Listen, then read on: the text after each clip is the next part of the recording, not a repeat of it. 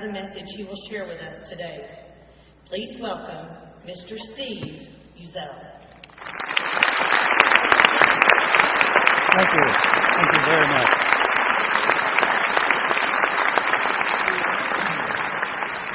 Thank you, Marnie.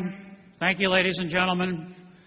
You know, wherever I go in the world on assignment, even in unbelievably remote places, I know that the odds of me being asked the question go way up every time I encounter another human being.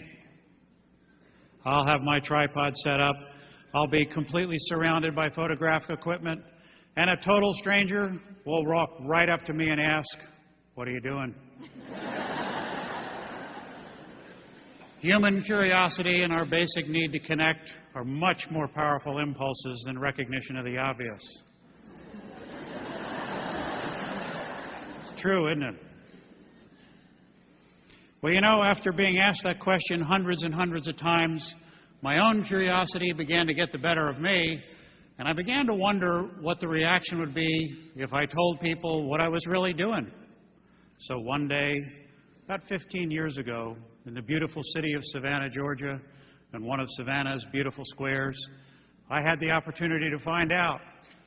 It was a particularly complicated shoot. I had a cast and a crew, and a grandmother out for a walk with her grandson walked right in the middle of my set, came right up to me, and she said, "What are you doing, taking pictures?" And as politely as I could, I looked at her and I said, "Actually, ma'am, I'm solving problems." Well, she looked at me over the top of her glasses, grabbed her grandson, backed him away from me so he couldn't get what she thought I had. And then she came back and she scolded me and she said, "Well, you sure do look like you're taking pictures to me." Well, so much for what I really do, but the grandmother's right, isn't she? I mean, come on. What do we do as photographers? We take photographs. Well, actually, I rarely get asked to take photographs anymore. I get asked to make photographs all the time. And in order to make photographs, you have to solve problems. And what I'd like to share with you this morning is what the last 35 years of traveling this planet for some incredible clients has taught me about the creative problem-solving process. Well, where do we start? I'd like to start by answering the question all of you have. What does photography have to do with being an educator? Well, in my view, everyone in this room spends their day doing the same thing. All of us, as adults, spend our day solving problems. Sure, the tools and the vocabulary that you all use are just a little bit different than those that I use, but the principles that guide the continuum of your day are those that guide mine. And at the end of the day, all of us have the same charge. We have to solve whatever problems we're working on, and we have to come back with the goods. The metaphorical goods. Does it matter what those goods are? No. They might be imparting knowledge. It might be a product. It might be an objective. It might be a goal. Or the most powerful of all, an idea.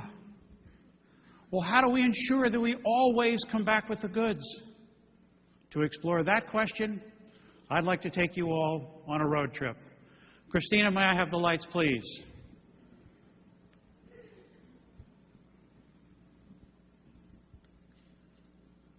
The best place I have ever found to solve a problem, any kind of problem, is on the open road.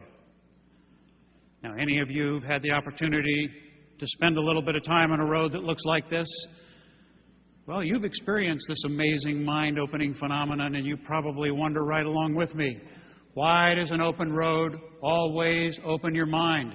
And how does it work? Well, physiologically, I have no idea. But I sure can't tell you what I've witnessed. I've taken hundreds of clients and crew with me on the road over the years, and I've watched the open road work its magic on all of them. Within an hour, our moods have brightened and our troubles have resolved in solution. Why? Why does this always happen? Well, I call it the spirit of the open road. Your senses are filled with new sights and sounds and smells, and your mind is opened by these new experiences. Now, the lure of the open road for me began as a kid on family road trips.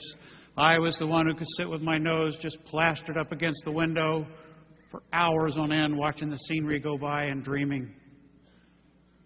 One of the things that I loved the most was that the open road holds this wonderful mystery. You never know what's going to happen next. You never know what the road ahead is going to bring you. And that is a feeling I loved. Now, the Spirit...